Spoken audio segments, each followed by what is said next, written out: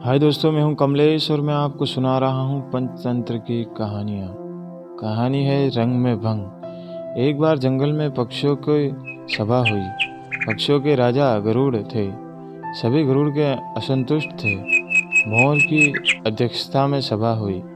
मोर ने भाषण दिया, साथियों, गरुड़ जी हमारे राजा है, पर मुझे यह कहते हुए बहुत दुख होता है कि उनके राजा में हम पक्षियों की दशा बहुत खराब हो गई है। उसका यह कारण है कि गरुड़ जी तो यहाँ से दूर विष्णु लोक में विष्णु जी की सेवा में लगे रहते हैं। हमारी ओर ध्यान देने का उन्हें समय ही नहीं मिलता। हमें समस्याएं लेकर फरियाद करने जंगली चौपाइयों के राजा सिंह के पास जाना पड़ता है। हमारी गिनती न 3 में रह गई है और न 13 में। अब हमें क्या करना चाहिए, यही विचारने के लिए यह सभा बुलाई गई है। खुद ब खुद ने प्रस्ताव रखा, हमें नया राजा चुनना चाहिए जो हमारी समस्याएं हल करे और दूसरों राजाओं के बीच बैठकर हम पक्षियों को जीव जगत में सम्मान दिलाए।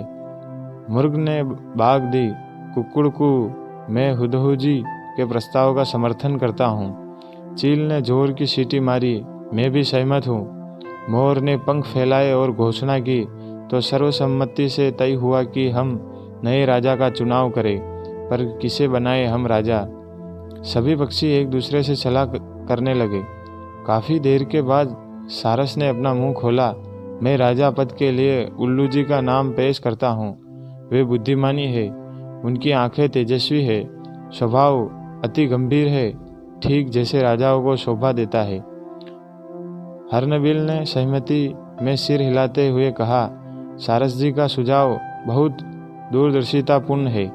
यह तो सब जानते हैं कि उल्लू जी लक्ष्मी देवी को सवारी है। उल्लू हमारे राजा बन गए तो हमारा दरिद्र दूर हो जाएगा। लक्ष्मी जी का नाम सुनते ही सब पर जादू सा प्रभाव हुआ। सभी पक्षी उल्लू को राजा बनाने पर राजी हो गए।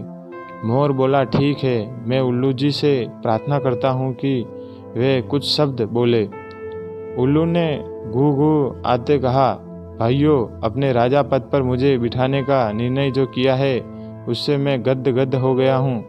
आपको विश्वास दिलाता हूँ कि मुझे आपकी सेवा करने का जो मौका मिला है, मैं उसका सदुपयोग करते हुए आपकी सारी समस्या हल करने का भरसक प्रयत्न करूँगा। धन्यवाद। पक्षी जनों ने एक स्वर में उल्लू महाराज की जय का नारा लगाया। कोयलो गाने लगी। चील जाकर कहाँ ही से मनमोहक डिजाइन वाला रेशम का शाल उठाकर ले आई। उसे एक डाल पर लटकाया गया और उल्लू उस पर विराजमान हुए।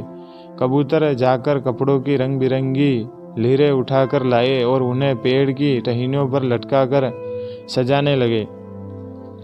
मोर की टेलियों के पेड़ के चारों ओर नाचने लगे।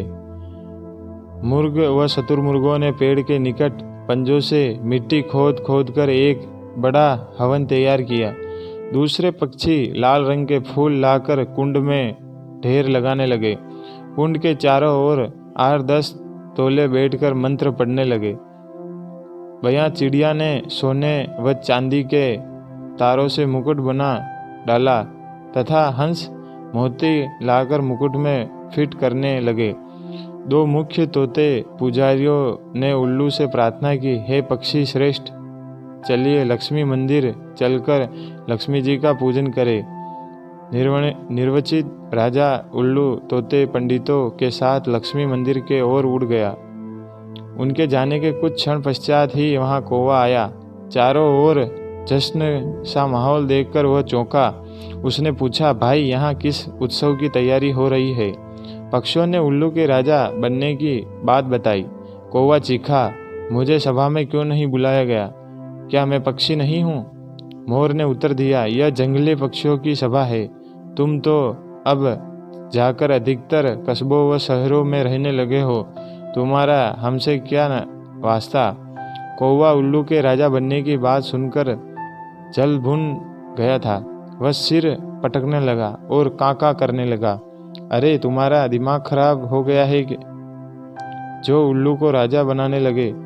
वह चूहे खाकर जीता है। और यह मत भूलो कि उल्लू केवल रात को बाहर निकलता है। अपनी समस्याएं और फरियाद लेकर किसके पास जाओगे?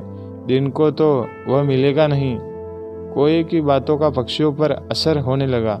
वे आपस में कानाफूसी करने लगे कि शायद उल्लू को राजा बनाने का निर्णय कर उन्होंने गलती की है। धीरे धीरे सारे पक्षी वहां से खिसकने लगे। जब उल्लू लक्ष्मी पूजन कर तोता के साथ लौटा तो सारा राज्याभिषेक स्थल सूना पड़ा था। उल्लू गूंग आया। सब कहाँ गए? उल्लू की सेविका खंडरीच पेड़ पर से बोली। कौवा आकर सबको उल्टी पट्टी पड़ा गया। सब चले गए। अब कोई राज्याभिषेक नहीं होगा। उल्लू चोंच पीस कर रह गया। राजा बनने का सपना चूर चूर हो गया। तब से उल्लू कौवा और बेरी बन गया और देखते ही उस पर झपटा है।